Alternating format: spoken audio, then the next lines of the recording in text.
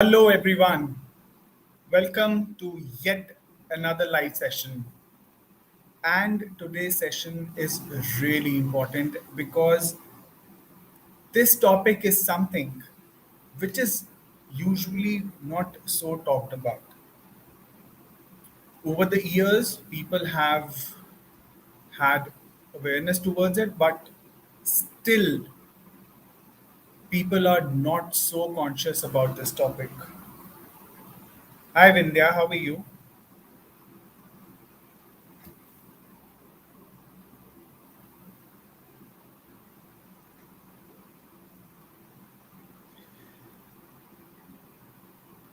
So, yes, guys, today's topic is about traumas and how great. Today's topic is about traumas and how they actually, thank you so much. Shakir has also joined.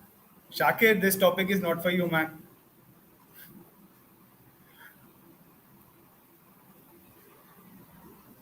So, today's topic is about traumas and how they affect our relationships. If I speak about traumas, they can simply be defined as disturbing experiences, and they can be actually measured on a scale of 1 to 10, like pain. Sometimes you have a mild headache, it is somewhere from the range of 1 to 2, and some days you have a bad stomach ache and the pain is unbearable. So it ranges somewhere from 9 to 10. Same way, our experiences of life. All right, Shakir, you're most welcome. Thank you so much for supporting, man. So, our experiences in life define the measure of traumas. A trauma can range from 1 to 5, or it can range from 9 to 10. So, it all depends on the severity of trauma which is there. For example, I remember there was this incident which happened with me in school. In second standard, my teacher told my parents to get my eyesight checked. So what I used to do was go in front of go in the front of the row, sit down over there, and make notes. And the teacher understood that there is some issue with this kid. And there was a note sent to my parents in my almanac saying that you need to get your kid's vision checked. And that is when, for the first time, I visited an eye specialist, and he told me that I have power. And next day onwards, I started wearing spectacles. And when I went to school for the first time wearing those huge glasses in which I could barely take care of them,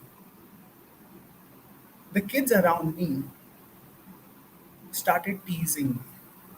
They started calling me with names, started saying me Chashmish, Chokha, and and it kind of stayed with me for a very long time.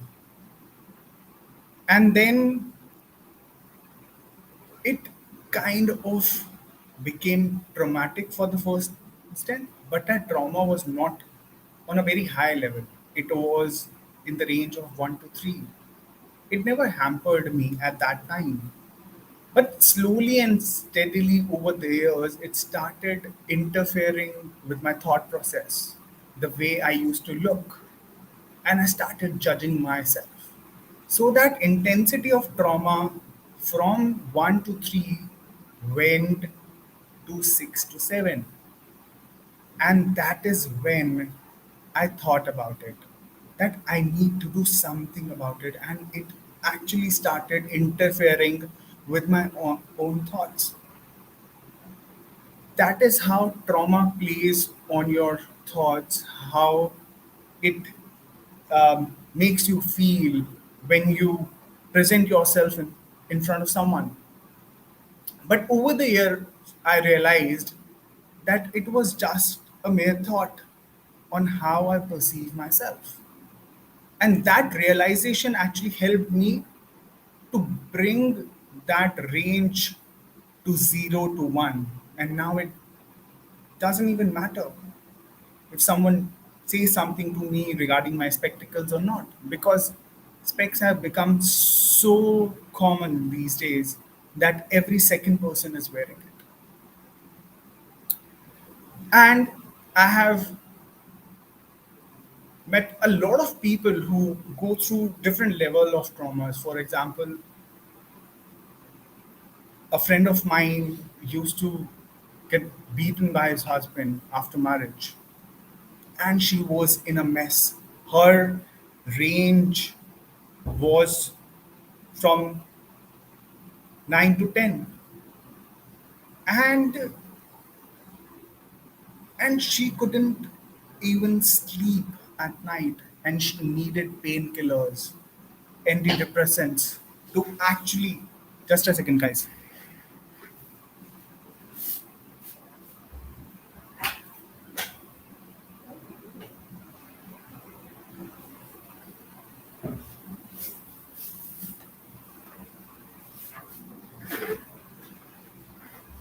So sorry guys. So she used to actually take medicines to deal with her trauma. And this trauma can actually be very impactful on your relationships. For example, it can create trust issues. You will start having problem trusting people when you are going through it. It will kind of stop you from talking to someone. It will actually stop you from forming deeper connections. It will become an hindrance in emotional barriers. And these traumas specifically are challenging because you're not able to express yourself. You become vulnerable to situations. And they kind of bring back those memories to you, and you're not able to deal with it. Sometimes you experience fear of abandonment. I've seen a lot of people who feel left out, who feel rejected, and this fear actually manifests itself in relationships, and you are not able to go ahead with your new relationships. You are not able to comprehend what you should do about it because you are not so vocal about these traumas. You are not able to express yourself out to anyone or everyone around you, and most importantly, people are not able to understand what you are going through. That is a major challenge which happens.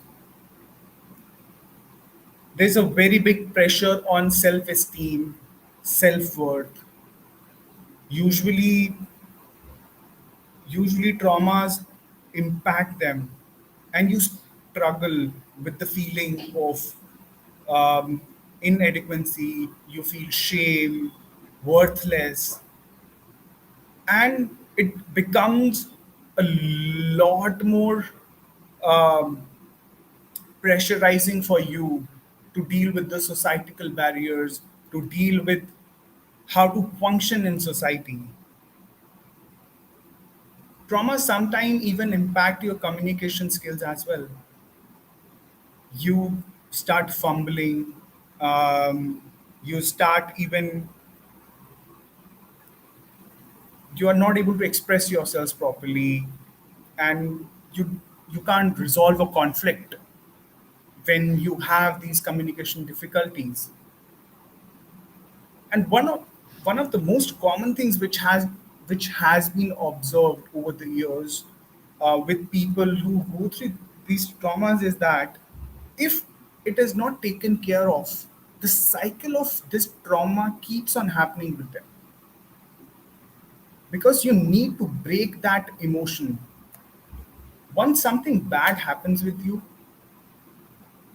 over a period of time, it subdues itself to the subconscious level. And once it goes into your subconscious level, that is when these cycles start to take place. You enter into a new relationship, goes through it smoothly, and after a phase, the same traumatic experience happens with you, and the relationship ends. Again, then you enter into a new relationship.